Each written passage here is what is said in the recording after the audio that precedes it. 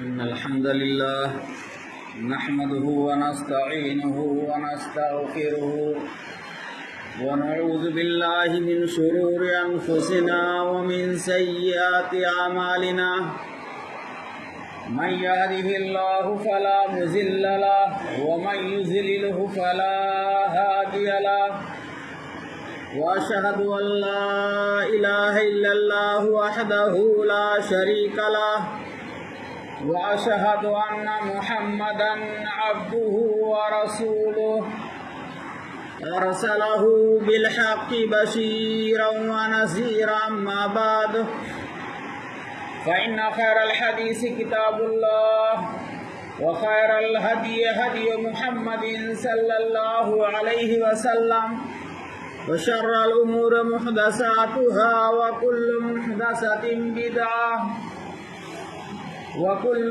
بدعة ضلالة وكل ضلالة في النار.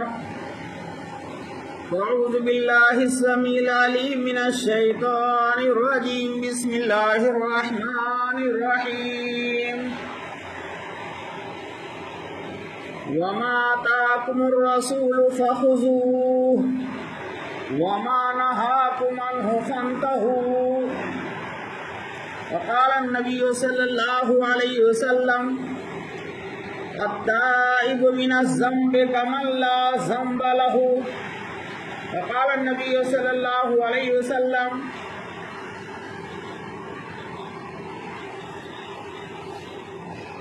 قابل احترام بزرگوں، نوجوان دوستوں، دینی ملی بھائیوں، سب سے پہلے ہم اللہ رب العالمین کی تعریف، بڑائی اور بزرگی بیان کرتے ہیں جس نے ہم کو پیدا کیا اور ہماری ہدایت اور رہنمائی کے لیے آخری نبی جناب محمد رسول اللہ صلی اللہ علیہ وسلم کو مبعوث فرمایا، جن کے ذریعے سے ہم کو سب سے بہتر دین اسلام ملا، سب سے عظمت والی آسمانی کتاب قرآن مجید ملی، اور سب سے قیمتی دولت جس کے بغیر کوئی بھی عمل اللہ کے دربار میں قبول نہیں ہو سکتا ہے، وہ قیمتی دولت توحید سے اللہ نے ہم کو سرفراز کیا. محترم بھائیو دوستو، یہ مہینہ جو ہمارے اوپر سایہ فگن ہے، یہ شعبان کا مہینہ ہے، جو عربی سال کا ہجری سن کے اعتبار سے 8واں مہینہ کہلاتا ہے. اور کچھ دنوں کے بعد ایک ایسا مہینہ آنے والا ہے جس کو ہم اور آپ ماہ رمضان مبارک کے نام سے جانتے ہیں.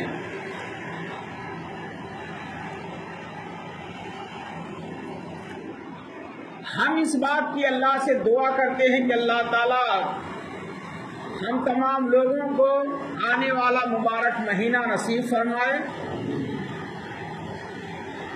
اور زیادہ سے زیادہ اس مہینے میں خیر و برکت کے ساتھ حاصل کرنے کے ساتھ ساتھ نیکیاں کمانے اور کار خیر کرنے کی توفیق دے.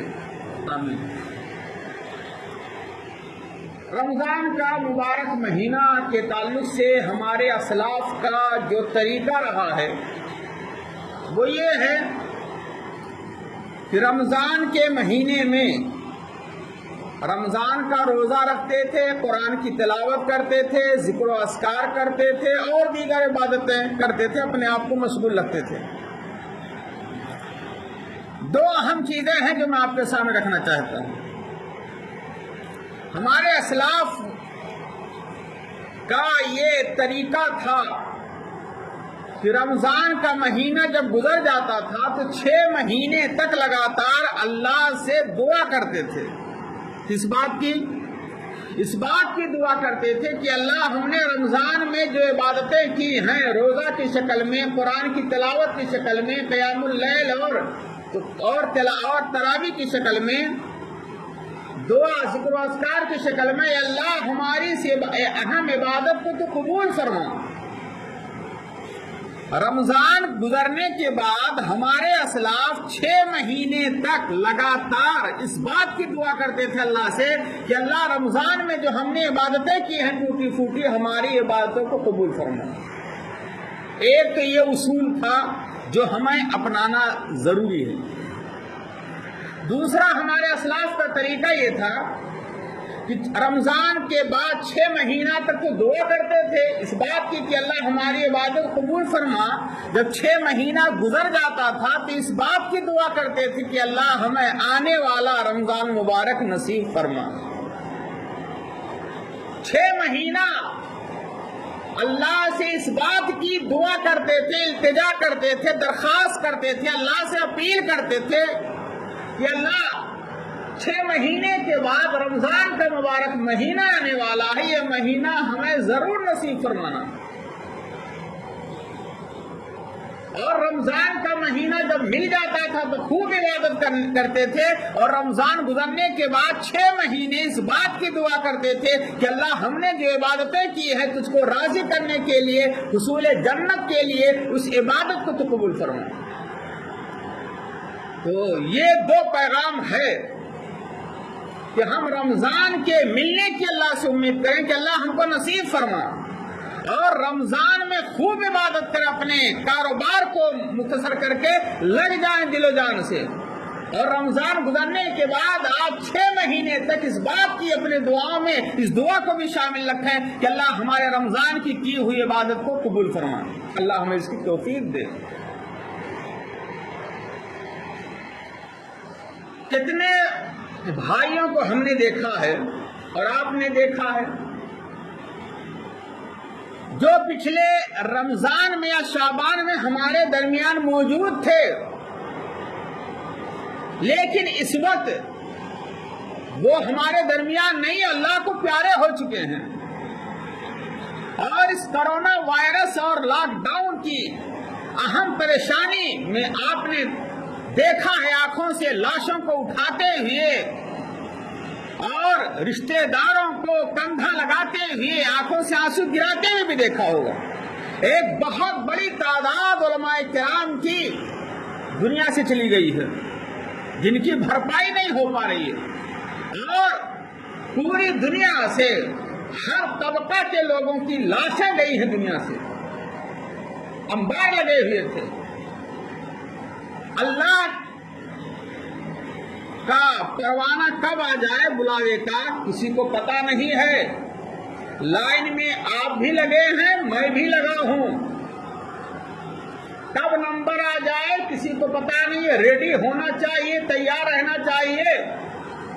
جیسے آپ کی فلائٹ ہوتی ہے تو آپ ریڈی رہتے ہیں، جمعہ میں خطبے جمعہ سننے کے لیے ریڈی رہتے ہیں، کہیں جانا ہے آپ کو کاروبار اور دیگر کاموں کے لیے آپ پہلے سے ریڈی ہوتے ہیں، ایسے اس بات کے لیے بھی آپ تیار رہیے کہ اللہ کا بلاوا آ جائے تو جانے میں کوئی پچھتاوا نہ رہے، اور وہاں جا کر کے ہم کو اس سے زیادہ سکون مل جائے۔ اس کے لیے آپ کو اور ہم کو کچھ کرنا پڑے گا۔ رمضان کا استقبال ہم کیسے کریں گے؟ رمضان کا استقبال کرنے کے لیے ضروری ہے میرے بھائیوں کہ آپ پہلی فرصت میں یہ جائزہ لیں کہ ہماری ذات سے کتنوں کو تکلیف پہنچی ہے، کہیں ہمارا رشتہ دار ہم سے تکلیف زدہ تو نہیں ہے، کہیں ہمارے پڑوسی کو، ہمارے رشتہ دار کو، ہمارے بھائی کو، ہمارے وائف کو، ہمارے فرینڈ کو، ہمارے کسی بھی متعلق کو ہماری ذات سے ٹھیس تو نہیں پہنچی ہوئی ہے۔ اس بات کا ہمیں جائزہ لینا ہے۔ ہم نے ناحق کسی پر ظلم و زیادتی تو نہیں کی ہے، ہم نے کسی کے دیوار پر اپنی دیوار تو نہیں چڑھا لی ہے، کسی کی زمین پر ہم نے اپنے ٹوائلٹ اور نالے تو نہیں بنا لیے ہیں، کسی کے دیوار کی، کسی کے گھر کے آنگن کی طرف ہم نے اپنے دیوار میں کھڑکی تو نہیں کھول لی ہے جس سے پڑوس کی عورتیں بے پردہ ہو رہی ہیں۔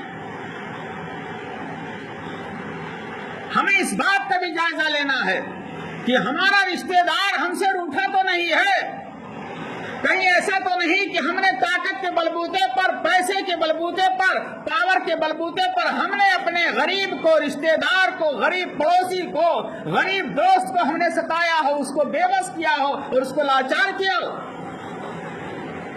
اگر ایسا ہے تو ہمیں ٹھنڈے دماغ سے سوچنا پڑے گا اور ہمیں تنہائی میں اس بھائی سے جا کر کے معافی مانگنی پڑے گی اور اپنا اندر کا معاملہ، ظاہر کا معاملہ سب صاف کرنا پڑے گا۔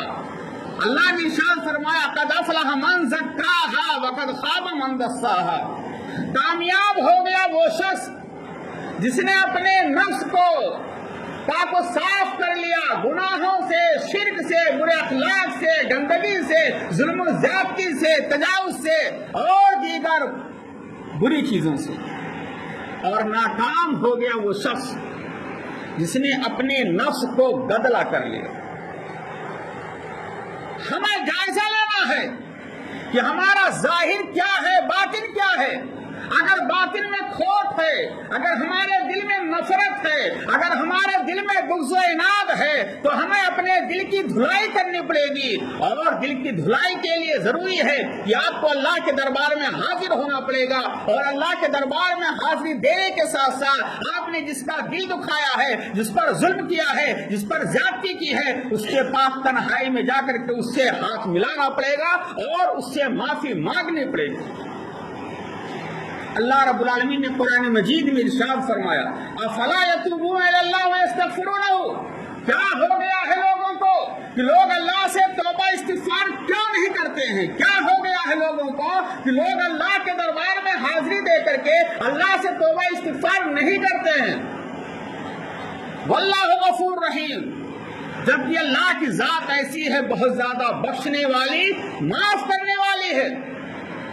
یہ اللہ فرما رہا، اللہ کہہ رہا ہے کیا ہو گیا ہے میرے بندوں کو، افلا یتوبون الی اللہ ویستغفرونہ، کیا ہو گیا ہے میرے بندوں کو، یہ میرے بندے اللہ سے توبہ کیوں نہیں کرتے اپنے گناہوں پہ نادم ہو کر کے، اور استغفار کیوں نہیں کرتے؟ اگر آپ نے اپنے گناہوں کو نہیں دھلا، اللہ سے توبہ کرنے کی فکر نہیں کی اور اپنا معاملہ صاف نہیں کیا، لین دین صاف نہیں کیا، برتاؤ صاف نہیں کیا، ظلم و زیادتی کے اعتبار سے معافی نہیں مانگی، تو آنے والا رمضان یہ آپ کے لیے خوشی کا رمضان نہیں ہوگا۔ اس لیے کہ آپ لاکھ عبادت کریں، اگر آپ کا پڑوسی آپ سے تکلیف زدہ ہے، آپ لاکھ رمضان کے روزے رکھیں، اگر آپ جھوٹ کا سہارا لیتے ہیں، آپ بےمانی کا سہارا لیتے ہیں، آپ دھوکہ دھڑی کا سہارا لیتے ہیں، آپ ظلم و زیادتی کا سہارا لیتے ہیں، لعن و طعن کا سہارا لیتے ہیں، بدخلقی کا مظاہرہ کرتے ہیں، غیبت ہے، چغلخوری ہے، لعن و طعن ہے، جھوٹی قسمیں ہیں، جھوٹی گواہی ہے، رشوت ہے، سود خوری ہے، تو خالی ظاہر میں غسل کرنے سے اور کرتے پاجامے اور پینٹ شرٹ پہننے سے اور اپنا نام عبداللہ عبد الرحمن رکھنے سے مسئلہ حل ہونے والا نہیں ہے میرے بھائی۔ اللہ رب العالمین ہمارے اعمال کو دیکھتا ہے، ہمارے باڈی کو اور طاقت کو نہیں دیکھتا ہے۔ پیارے نبی کی حدیث ہے، صحیح مسلم کی حدیث ہے، ان اللہ لا ينظر الى صورکم واجسامکم، اللہ تمہارے شکل و صورت، تمہاری باڈی، تمہارے فیس کو نہیں دیکھتا، ولیکن ينظر الى قلوبکم واعمالکم، اللہ تمہارے دلوں کو دیکھتا ہے، تمہارے اعمال کو دیکھتا ہے کہ تمہارے پاس کتنے اچھے اعمال۔ ہمیں سوچنا ہے، ہمیں سوچنا ہے کہ ہمیں کیا کرنا ہے، ہمیں جو باتیں بتائی جا رہی ہیں ہمارے حق میں بہتر ہے کہ نہیں ہے، اور صبح کا بھٹکا ہوا اگر شام کو واپس آ جائے، اپنے کرتوت کو چھوڑ دے، جس گناہ میں لطفت ہے گناہ کو لات مارے، اور اپنی زندگی آج جمعہ کے دن سے اسٹارٹ کر دے نئی زندگی، تو وہ سب سے بہتر انسان ہے، سب سے بہتر انسان ہے۔ اللہ کے رسول صلی اللہ علیہ وسلم نے ارشاد فرمایا التائب من الذنب کمن لا ذنب لہ، गुनाह से तौबा करने वाला अगर सच्चे दिल से तौबा कर ले तो ऐसे हो जाता है गोया उसने गुनाह किया ही नहीं है। अत्ताइब बिना ज़ंबे कमन ला ज़ंब लहू।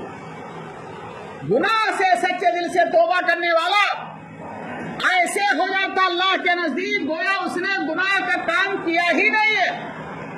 जरूरत इस बात की है कि अल्लाह के दरबार में हाजिरी दे और अल्लाह से ताल्लुक मजबूत करें और आंखों से आंसू गिराएं।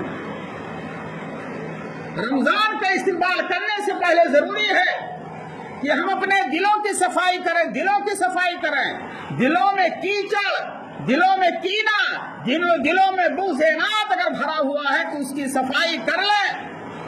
मुस्नद अहमद की रवायत है, अल्लाह के रसूल सल्लल्लाहु अलैहि वसल्लम का दरबार लगा हुआ, दरबार नबी है, सहाबे किराम मौजूद हैं। अल्लाह के रसूल सल्लल्लाहु अलैहि वसल्लम ने सहाबे किराम से फरमाया कि मेरे सहाबा, क्या दुनिया में किसी को जन्नती शख्स देखना चाहते हो? कहा जी। कहा थोड़ी देर के बाद एक शख्स मस्जिद में आएगा, वो जन्नती है, जन्नती देखना है तो देख लेना। तमाम सहाबा की निगाह गेट पर। थोड़ी देर के बाद एक सहाबी तशरीफ लाते हैं, दाढ़ी है, हाथ में जूती है, वजू करके आ रहे हैं, पानी टपक रहा है वजू से। आते हैं, अल्लाह के रसूल फरमाते हैं कि ये जन्नती हैं, देखना तो देख लो मेरे सहाबा।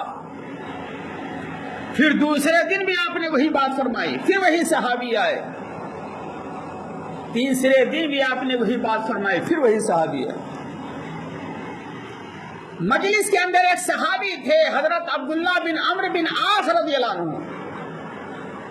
वो साद बिन अबी वक्कास रज़ियल्लाहु अन्हु जो सहाबी आते थे बार बार जन्नती, उनके पीछे पड़ गए। कहा मेरा भाई मैं आपका मेहमान बनना चाहता हूँ। कहा चलिए। कहा 3 दिन रहूंगा। कहा ठीक है। कहा आपके बगल में बिस्तर लगेगा। कहा वो भी ओके है, ठीक है। खाने के लिए नहीं गए थे, सोने के लिए नहीं गए थे, मेहमान किस हैसियत से जाते उस हैसियत से नहीं गए थे, मामला कुछ और था। वो इसलिए गए थे जायजा लेने के लिए कि ये रात की तारीकी में क्या करते हैं घरों में, जिसकी बिना पर अल्लाह के रसूल ने दुनिया में जन्नत की बशारत दे दी। 3 दिन रुके मेहमान की हैसियत से। 3 दिन के बाद जब वापस होने लगे तो कहा मेरे भाई मैं आया था इसलिए, ये मकसद था, मैंने कोई बड़ा अमल आपके अंदर नहीं देखा है। क्या कोई ऐसा अमल है जो आप करते हैं और मैंने आंखों से नहीं देखा है?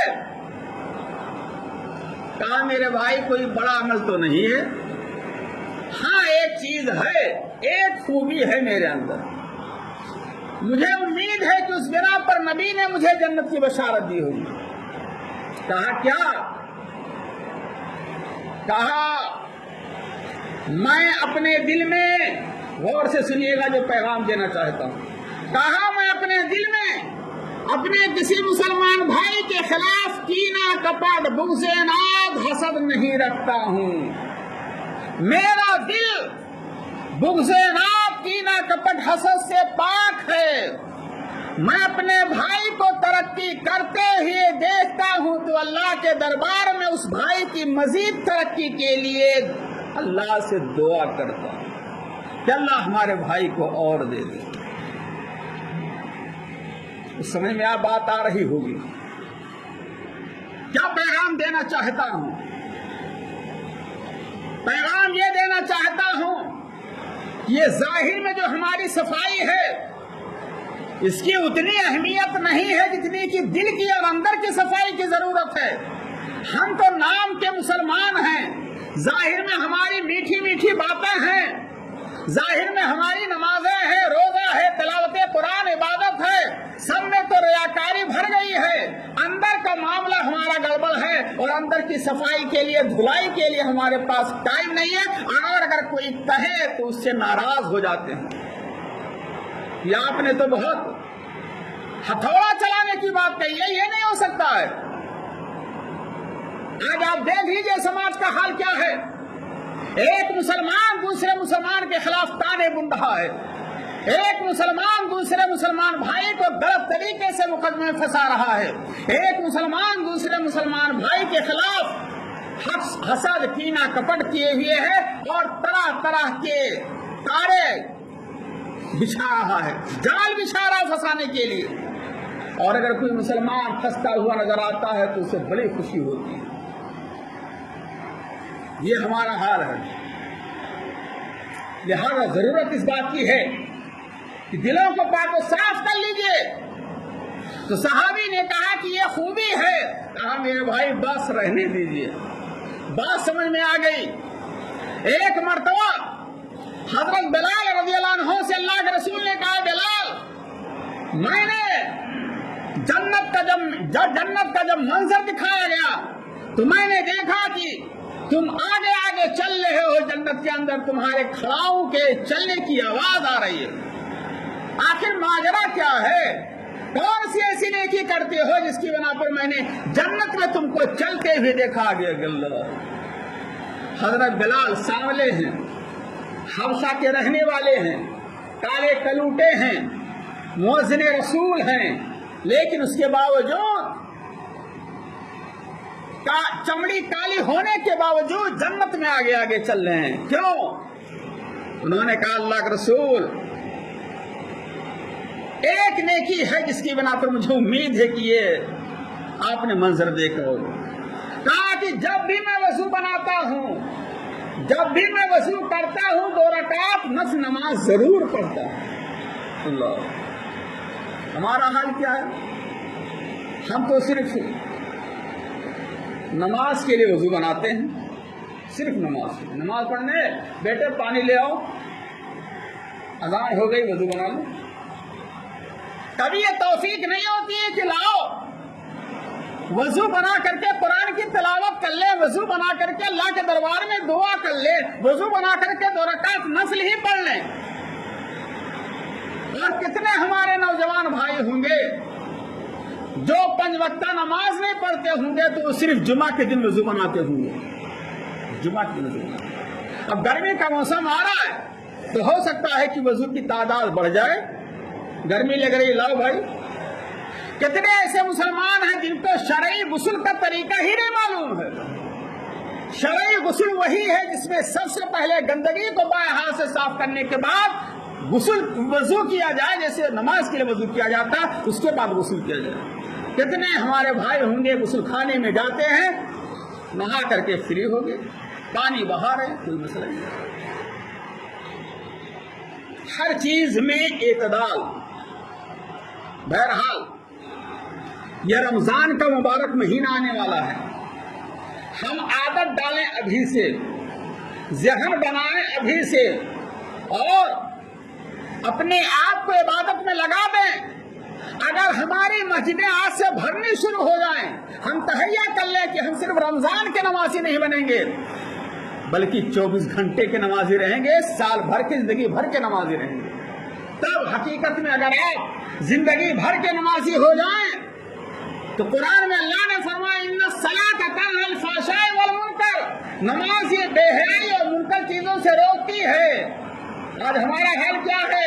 ہم نماز پڑھتے ہیں، جھوٹ بھی بول رہے ہیں، حاجی بھی ہیں، نمازی بھی ہیں، عمرہ پر عمرہ ہے، سب کچھ ہیں، لیکن جھوٹ کا سہارا برائی میں ملوث ہیں۔ کیوں؟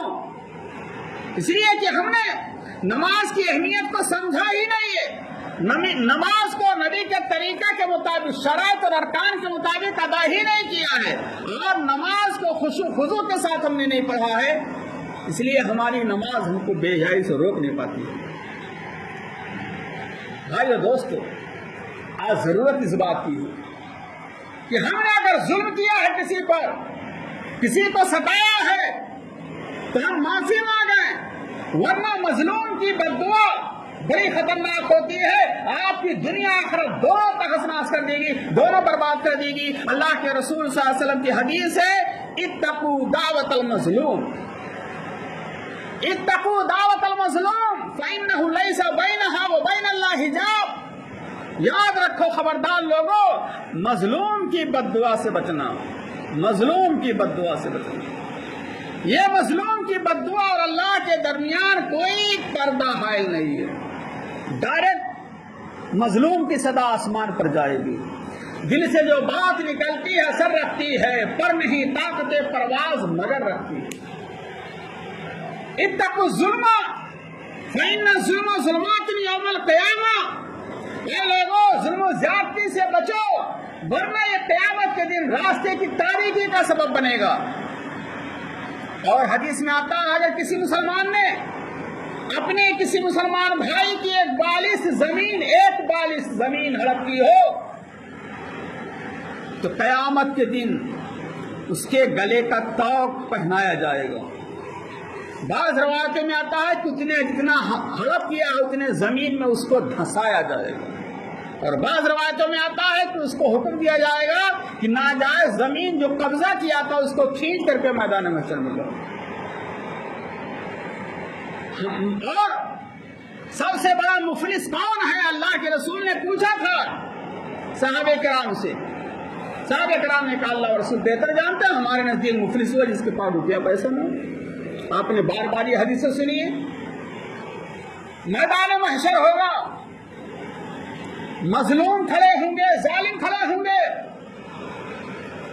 ظالم نیکیاں لے کر کے آیا ہوگا، نماز روزہ حج زکات سب نیکیاں کر کے آیا ہوگا، لیکن دوسری طرف کسی کو ناحق مارا ہوگا، کسی کے مال کو چھینا ہوگا، کسی پر ناجائز قبضہ کیا ہوگا، کسی کو گالی دی ہوگی، ظالم ہوں گے، مظلوم ہوں گے، میدان محشر ہوگا، اللہ کا دربار ہوگا۔ اللہ کہے گا، کوئی مظلوم کہے گا پروردگار اس نے ہم کو ناحق مارا تھا، کوئی کہے گا اس نے ہم کو قتل کیا تھا، کوئی کہے گا اس نے ہماری زمین ہڑپ کی تھی، کوئی کہے گا اس نے ہم کو گالی دی تھی۔ اللہ کہے گا ظالم کی نیکیاں لے لی جائیں اور مظلوم کے درمیان تقسیم کر دی جائیں۔ نیکیاں ظالم کی ختم، ابھی فریاد باقی ہے۔ اللہ کہے گا مظلوم کے گناہ کو لے کر کے ظالم پہ لاد دیا جائے اور ظالم کو گھسیٹ کر کے جہنم رسید کر دیا جائے۔ استغفر اللہ۔ دیکھا آپ نے، نماز ہے، روزہ ہے، حج زکات ہے، خوب نیکیاں لے کر آیا ہے، لیکن دوسری طرف حقوق العباد میں کوتاہی کی ہے، مظلوم کے درمیان ظالم کی نیکیاں تقسیم کی جا رہی ہیں، ظالم کی نیکیاں ختم ہو رہی ہیں تو مظلوم کے گناہ کو لادا جا رہا ہے، اور مظلوم کے گناہ کو لادا جا رہا ہے ظالم پر، اور ظالم کو گھسیٹ کر کے جہنم میں داخل کیا جا رہا ہے۔ نہ اس کی زکات، نہ اس کا روزہ، نہ اس کا اور نہ ہی اس کا رمضان کا روزہ اور نماز کوئی کام نہیں آیا۔ بہت بڑا مسئلہ ہے میرے بھائی، بہت بڑا مسئلہ ہے۔ اللہ کے رسول صلی اللہ علیہ وسلم نے مرتبہ کہا تھا کہ دو آدمی میرے پاس مقدمہ لے کر کے آتے ہیں زمین جائیداد کا، اور میں انسان ہونے کی وجہ سے فیصلہ کر دیتا ہوں۔ ایک آدمی چرب زبان ہوتا ہے، دوسرا بڑا سیدھا سادہ ہوتا ہے۔ میں انسان ہونے کی وجہ سے سامنے جو بات سنتا ہوں فیصلہ کر دیتا ہوں، لیکن یاد رکھو اگر میں نے کسی بھائی کا حق چھین کر کے دوسرے کو دیا تو وہ سمجھ لے کہ میں اس کے لیے جہنم کے آگ کا ٹکڑا کاٹ کے دے رہا ہوں، جہنم کی آگ کا ٹکڑا کاٹ کے دے رہا ہوں۔ استغفر اللہ۔ کیا کوئی گوارا کرے گا؟ دنیا کی آگ سے 79 درجہ زیادہ گرم ہے جہنم کی آگ۔ جہنم کی آگ نار اللہ الموقدہ، اللہ کی دہکائی ہوئی سلگائی ہوئی آگ ہے۔ نار اللہ الکبریٰ، یہ اللہ کی بھڑکتی، یہ اللہ کی بہت بڑی آگ ہے۔ نارن تلظیٰ، شعلہ مارتی ہوئی یہ آگ ہے۔ لا تبقی ولا تذر، نہ ہڈی چھوڑے گی نہ گوشت۔ لواحۃ البشر، یہ چمڑی کو ادھیڑ لے گی۔ جہنم کی آگ کوئی برداشت نہیں کر سکتا ہے۔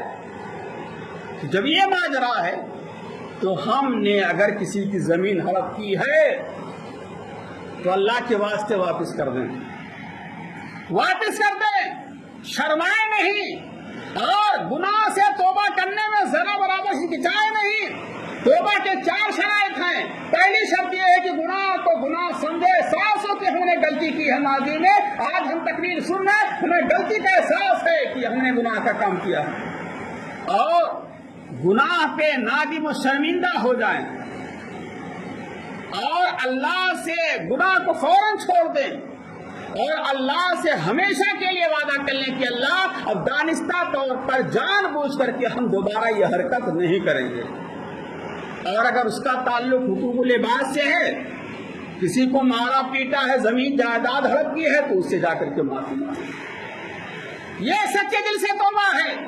پیارے نبی صلی اللہ علیہ وسلم فرماتے ہیں، صحیح مسلم کی حدیث ہے، یا ایھا الناس، اے لوگو، توبوا الی اللہ، اللہ سے توبہ کرو، واستغفروا، اور اللہ سے استغفار کرو.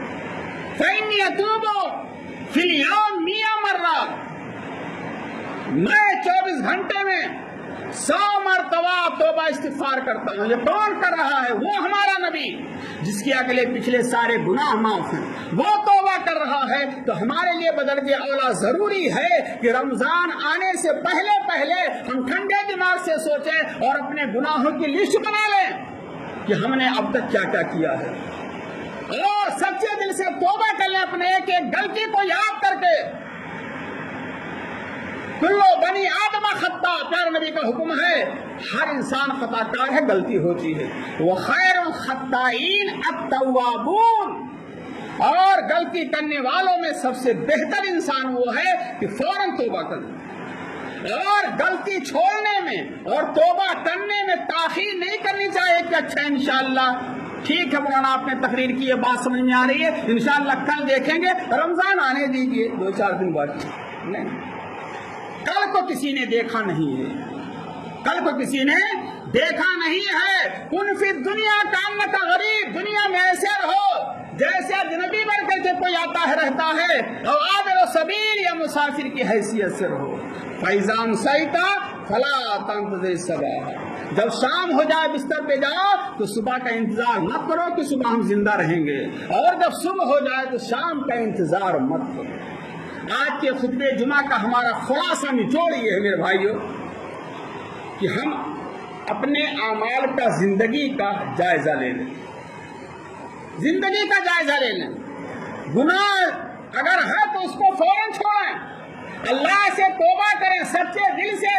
اگر اس کا تعلق گناہ کا تعلق بندوں سے ہے تو معافی مانگیں، اور اگر دنیا سے جا چکے ہیں تو ان کے ورثہ سے معافی مانگیں، یا کہ وہ اگر لین دین ہے تو اس کو حوالے کر دیں، معاملہ بالکل صاف کریں اور دل کی صفائی کریں. دل کی صفائی ظاہری صفائی سے زیادہ دل کی صفائی ہے. جسم کے اندر سب سے اہم جو باڈی کا حصہ وہ دل ہے.